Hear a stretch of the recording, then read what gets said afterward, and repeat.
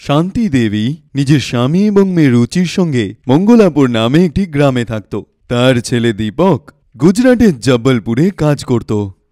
ওইখানে জ্যোতি নামের এক গুজরাটি মেয়েকে ওর ভালো লাগে। ধীরে ধীরে নিজেদের মধ্যে ওরা কথা শুরু করে, আর ওদের দুজনের বন্ধুত্ব প্রচণ্ড গভীর হয়ে যায়। দুজনেই একে অপরকে বিয়ে করতে চায়।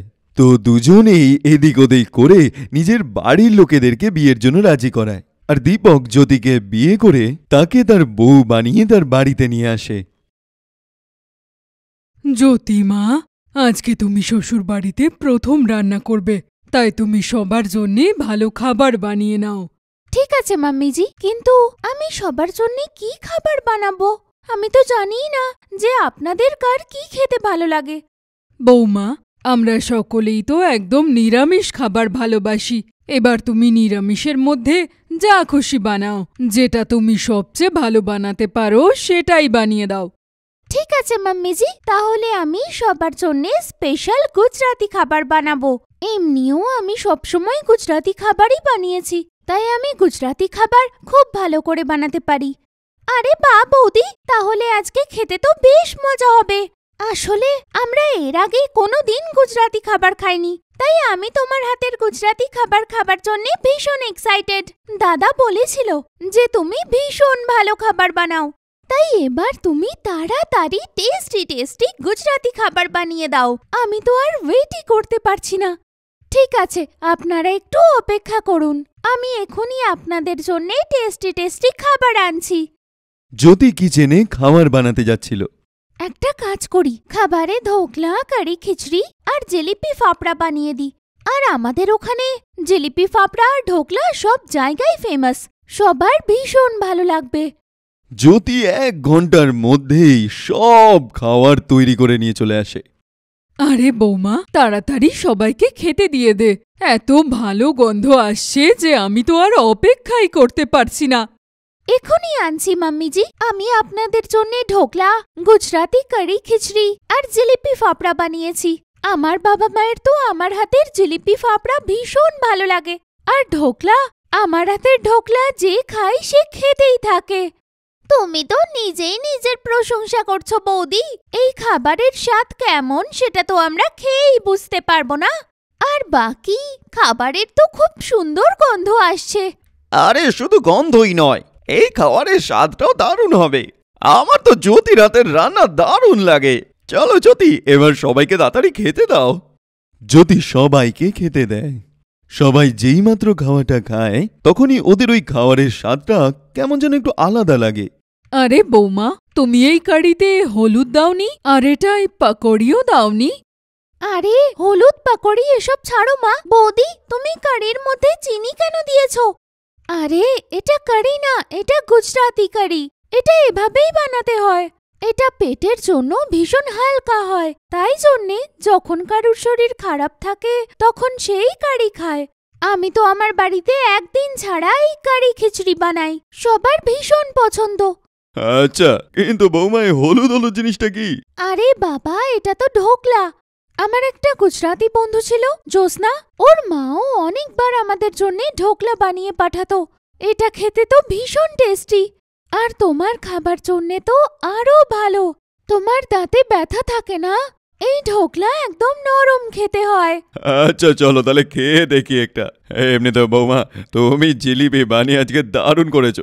আমি তোর শাশুড়িকে যখনই জিলিপি বানাতে বলি, ও আমার জন্য হালুয়া বানায়। বলে যে দুটো জিনিসই একই রকম মিষ্টি, সে তুমি জিলিপি খাও কি হালুয়া, একই তো। আর নয়তো কি, আমি ঠিকই তো বলি। কোনো পার্থক্য নেই মিষ্টির মধ্যে, সব মিষ্টি খেতে এক রকমেরই হয়। বাকি এবার তো বাড়িতে বৌমা এসে গেছে, আর ও তো খাবারও এত ভালো বানাতে পারে, তাই যখনই তোমার জিলিপি খেতে ইচ্ছে করবে ওকে বলে দিও। হ্যাঁ বাবা, তোমার যখনই জিলিপি খেতে ইচ্ছে করবে তুমি আমায় বলো। আর এমনিও জানেন আমি অনেক ধরনের মিষ্টি বানাতে পারি। মোহন থাল, মুগ ডালের শিরা, বেসনের বরফি সবকিছু বানাতে পারি আমি। সবাই খাওয়াটা খেয়ে নেয়। ওদের খাওয়াটা একটু আলাদা তো লাগে, কিন্তু এদিক ওদিক করে খাওয়ারের স্বাদটা ওদের প্রচণ্ড ভালো লাগে। সন্ধেবেলা সবার জন্য জ্যোতি চা জলখাবার নিয়ে আসে। আরে চায়ের সাথে এটা তুমি কি বানিয়েছো? এটা তো আমি কোনো দিন দেখিনি। কি এটা? এটা খিচিও। খিচিও? সেটা আবার কি? কি টানতে হবে? সেটা না মা, এটা খিচিও। এই খাবারের নাম খিচিও। খিচিও? এটা কি আজব নাম, শুনে মনে হচ্ছে যেন কেউ কিছু টানতে বলছে। হ্যাঁ বৌদি, আর এটা কি? এটা এটা আমি চায়ের সাথে খাবার জন্যে ঘুগরা বানিয়েছি। কে বানিয়েছ? আরে এক্ষুনি তো বলল বৌমা, ঘাগরা বানিয়েছে, ঘাগরা। আরে আরে আরে আরে ঘাগরা না মাম্মিজি, এটা ঘুগরা। এটা খেতে মিষ্টি হয়, কিন্তু চায়ের সাথে খেতে এটা খুব ভালো লাগে। আপনি একবার খেয়ে তো দেখুন। যখন সবাই চায়ের সঙ্গে খিচিও আর ঘুগরা খায়, তাতে তো সবাই মিলে খিচিও একদম চেটে পুটে খেয়ে নেয়। তারপরে একটা, দুটো, চারটে, 5টা, 15টা, 20টা করে ঘুগরো সবাই খেয়ে নেয়। এই খিচু আর কাঁকড়া খেয়ে দারুণ লাগলো। বৌমা, পরের বার যখন তুই কাঁকড়া বানাবি তখন তুই একটু বেশি বানাস। আমি তো যতবার এবার চা খাবো কাঁকড়ার সঙ্গেই খাবো। আরে ঘাগরা না বাবা, ঘুগরা। এইভাবেই জ্যোতি প্রত্যেক দিন নিজের শ্বশুরবাড়ির লোকের জন্য ভালো ভালো গুজরাটি খাবার বানায়। সে যেই ডিশটা একবার বানাতো, তো আগামী কয়েকদিনের জন্য সেই ডিশটা কোনোভাবেই সে বানাতো না। আজকে তো আমি বুঝতেই পারছি না যে সবার জন্য কি বানাবো। আরে হ্যাঁ, আমি একটা কাজ করি, ডাল ঢোকলি বানিয়ে নিচ্ছি। এমনিও আমি এখানে কখনো ডাল ঢোকলি বানাইনি, বানালেই সবার খুব পছন্দ হবে। সাথে পাতরা আর ধনেপাতার চাটনি, থেপলা আর আপেল টমেটোর শাক বানিয়ে নিচ্ছি। জ্যোতি সবার জন্য খাবার বানিয়ে তৈরি করে রাখে। তখনই হঠাৎ ওর কাছে দীপকের ফোন আসে। হ্যালো জ্যোতি, শোনো, যেমন তুমি প্রত্যেক দিন নিজের খাওয়ায় স্পেশাল স্পেশাল জিনিস তৈরি করো, তেমনি আজকেও তুমি খুব সুন্দর সুন্দর খাবার বানিও। আজকে আমার বস আমাদের বাড়িতে ডিনার করতে আসবে, তো সেই রকমই খাবার বানিও। আচ্ছা, তুমি আজকে খাবারে কি মিষ্টি বানিয়েছো? আরে বাপ রে বাপ, আমি তো আজকে মিষ্টি বানাতেই ভুলে গেছি। কিন্তু তুমি চিন্তা করো না, বাকি সমস্ত খাবার তৈরি হয়ে গেছে। যতক্ষণে তুমি বসকে নিয়ে বাড়িতে আসবে ততক্ষণে আমি মোহন থাল বানিয়ে নিচ্ছি, তোমার বসের খুব ভালো লাগবে। জ্যোতি সবার জন্য ভালো ভালো খাবার বানিয়ে তৈরি করে ফেলে। কিছুক্ষণ পরে দীপকও তার বসকে নিয়ে ওখানে চলে আসে। আরে বা দীপক, তোমার বাড়িতে তো খাবারের গন্ধ দারুণ বেরোচ্ছে। মনে হচ্ছে তোমার ওয়াইফ আমাদের জন্য কিছু স্পেশাল বানিয়েছে। আমাদের বৌমা তো রোজই আমাদের জন্য স্পেশাল খাবার বানায়। যবে থেকে ও এসেছে সেদিন থেকে খাবার নিয়ে তো আমরা ভীষণ খুশি। হ্যাঁ স্যার, আপনি একবার জ্যোতির হাতের খাবারটা টেস্ট করে দেখুন, কোনো দিন ভুলতে পারবেন না। আচ্ছা, তাই নাকি? তাহলে তাড়াতাড়ি ডিনার রেডি করো, আমার দারুণ খিদে পেয়েছে। হ্যাঁ স্যার। দীপক কিচেনে যায়। জ্যোতি, বস তোমার হাতের খাবার খাবে বলে প্রচন্ড উৎসুক হয়ে আছে, তুমি তাড়াতাড়ি টেবিলে খাবারটা সার্ভ করে দাও।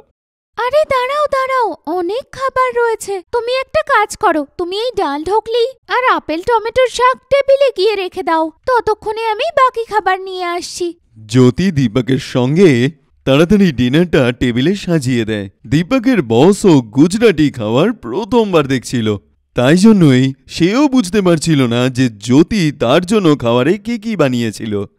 খাবারের গন্ধটা তো দারুণ আসছে, কিন্তু বুঝতে পারছি না আমার জন্য কি কি বানানো হয়েছে এখানে। এই খাবারগুলো আজকের আগে কোথাও দেখিনি আমি। আজকের আগে তো এই ডিশগুলো আমরাও দেখিনি স্যার। জ্যোতি এই ডিশগুলো আমাদের জন্য প্রথমবার বানালো। এমনিতেও জ্যোতি রোজ আলাদা আলাদা রকমের ডিশেস বানায়, এই জন্য আমরা প্রত্যেকদিন নতুন কিছু খাই। সবাই জ্যোতির হাতের বানানো খাবার টেস্ট করতে শুরু করে। তো সবার আগে ডাল ঢোকলি খেয়ে ওরা সবাই নিজেদের আঙুল পর্যন্ত খেয়ে ফেলে। জ্যোতির হাতে তৈরি টমেটোর সবজি খেয়ে সবাই তো জ্যোতির রান্নার হাতের প্রচন্ড প্রশংসা করতে শুরু করে। বাহ বাহ বাহ মিসেস জ্যোতি, আপনি তো বেশ ভালো খাবার বানান।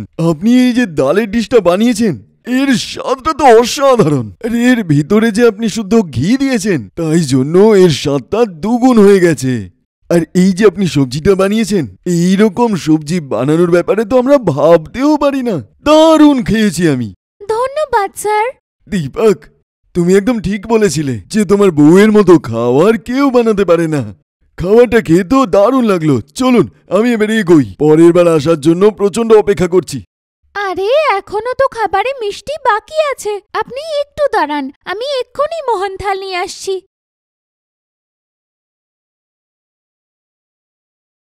জ্যোতি যখন নিজের হাতে তৈরি সবার জন্য মোহন থাল নিয়ে আসে, তো সেটা এতটা নরম এবং টেস্টি থাকে যে মুখে দিতেই সেটা সুন্দরভাবে গলে যায়। বাহ বাহ বাহ বাহ, আজকের আগে আমি এত টেস্টি মিষ্টি কোনোদিন খাইনি। খেতেই মাখনের মতো মুখে গলে গেল। আমি একটু মিষ্টি আমার বউয়ের জন্য নিয়ে যেতে পারি? হ্যাঁ স্যার, একদম, আমি আপনার ওয়াইফের জন্য প্যাক করে দিচ্ছি।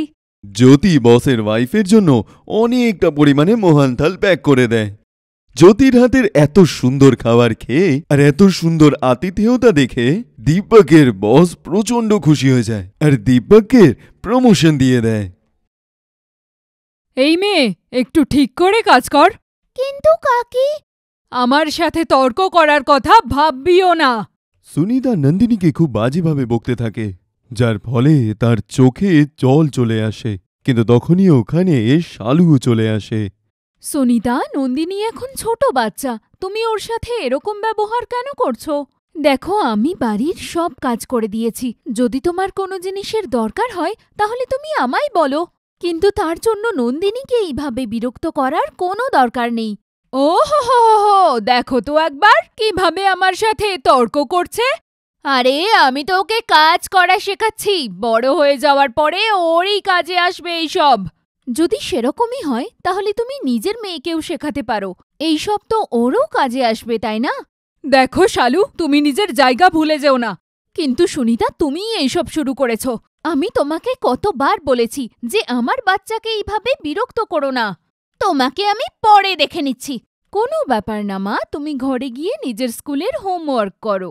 এইটা বলেই সুনিতা রেগে গিয়ে নিজের ঘরের দিকে চলে যায়। শালু, যে কিনা নিজের পরিবারের সঙ্গে একটা হাসি খুশি জীবন কাটাচ্ছিল, কিন্তু কিছু মাস আগেই তার স্বামী মারা যায়। শালুর একটা মেয়ে ছিল, যার নাম ছিল নন্দিনী। ওই বাড়িতে শালুর দেওর কমল আর তার বউ সুনিতাও একসাথে ওদের সঙ্গে থাকত। তাদেরও একটা মেয়ে ছিল, যার নাম পরি।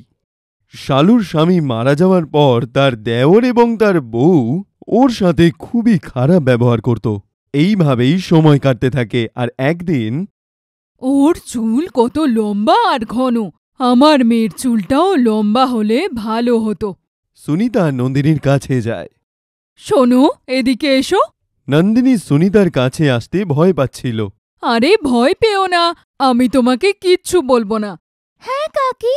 তোর চুল এত বেশি লম্বা, তার জন্যে নিশ্চয়ই তোর অসুবিধে হয় না? না কাকি, আমার নিজের লম্বা চুল ভীষণ পছন্দের। কিন্তু আমি এটাকে এত লম্বা থাকতে দেব না।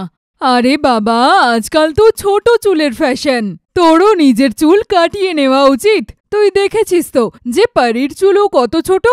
না কাকি, পরীর চুল ছোট থেকেই এরকম, আর আমার চুল ছোট থেকেই এরকম লম্বা আর ঘন। আমার ছোট চুল একদম পছন্দ না। এই কথাটা শুনে সুনিতার মাথা গরম হয়ে যায়। আরও একটা কাঁচি নিয়ে এসে, দাঁড়া, আমি তোর চুলের খুব ভালো কাটিং করে দেব। না কাকি। সুনিতা জোর করে নন্দিনীর চুলগুলো কাটছিল, এমন সময় সেখানে শালু চলে আসে আর ওকে এটা করা থেকে আটকে দেয়। সুনিতা, তুমি কেন আমার মেয়ের পিছনে পড়ে থাকো? আমি তোমাকে কতবার বলেছি আমার মেয়ের থেকে তুমি দূরে থাকো। আরে, এক তো আমি ওর সাহায্য করছিলাম, তার ওপর তুমি আমাকেই কথা শোনাচ্ছ। আজকাল তো যেচে কারুর ভালো করতে নেই। আমি আমার মেয়ের খেয়াল ভালো করে রাখতে পারি। তোমার যা ভালো করার তুমি নিজের মেয়ের জন্য করতে পারো, কিন্তু আমার মেয়ের থেকে দূরে থাকো। এইটুকু বলেই শালু নন্দিনীকে নিয়ে ওখান থেকে চলে যায়। আমিও দেখছি তুই কি করে শান্তিতে থাকিস। আর তার কিছুদিন পরে, বৌদি, তোমাদের দুজনের জন্য এই বাড়িতে আর কোনো জায়গা নেই, তোমরা এখান থেকে যেতে পারো। যতটা অধিকার তোমার এই বাড়িতে আছে ততটা আমারও রয়েছে, তাই আমরা এখান থেকে কোথাও যাব না। তখনই ওখানে কমল কোনো কাগজ নিয়ে আসে আর শালুকে দিয়ে বলে, এই যে আমাদের বৌদি, এই হলো ঘরের কাগজ। এবার এই ঘরটা আমাদের নামে হয়ে গেছে, যদি দেখতে চাও তাহলে দেখতে পারো। কমল শালুকে কাগজটা দেয়, কিন্তু শালু সেই কাগজটা পড়েও দেখে না। ও, আমি তো ভুলেই গেছিলাম, তুমি তো পড়াশুনোটুকুও করনি। তুমি এমনিতেও এটার বেশি কিছু বুঝতে পারবে না। এটারই সুযোগ নিয়ে তো আমরা এরকম করেছি। তোমরা দুজন এটা একদম ভালো করনি। এত বড় ধোঁকা দেওয়ার আগে তোমরা একবারও আমাদের কথা ভেবে দেখলে না? বৌদি, আমাদের কাছে এত কথা শোনার মতো সময় নেই। তুমি তাড়াতাড়ি নিজের ব্যাগগুলো গোছাও আর এখান থেকে বেরিয়ে যাও। এইভাবেই কমল আর সুনিতা নিজের ঘর থেকে শালুকে বের করে দেয়। তারপর শালু নিজের মেয়েকে নিয়ে নিজের মায়ের বাড়ি চলে যায়। মা, আমি তো কিছুই বুঝতে পারছি না যে এবার সব কি করে হবে। কোনো ব্যাপার না মা, তুমি চিন্তা করো না, সব কিছু ঠিক হয়ে যাবে। তারপর শালু আর নন্দিনী বিমলার সাথেই ওখানে থাকতে শুরু করে। ওর আর্থিক পরিস্থিতি খুব একটা ভালো ছিল না, তাই জন্য শালুকেও বাইরে গিয়ে কাজ করা শুরু করতে হয়। শালু পড়াশুনো জানতো না, তাই জন্য সে অন্যের বাড়িতে পরিষ্কার এবং বাসন মাজার কাজ শুরু করলো। শালু নন্দিনীকে নিয়ে গিয়ে একটা সরকারি স্কুলে ভর্তি করে দেয়। শালু এইটা কখনোই চাইতো না যে অশিক্ষিত হওয়ার জন্য তার সঙ্গে যেই খারাপ জিনিসগুলো হয়েছে সেগুলো তার মেয়ের সঙ্গে হোক, আর এই পড়াশুনো না জানার জন্যই ওর সঙ্গে এত খারাপ কিছু হচ্ছিল। আর তাই শালু কখনোই চাইতো না যে তার মেয়ের সাথেও এই একই জিনিস হোক। আমার সোনা, কত সুন্দর দেখতে লাগছে তোকে।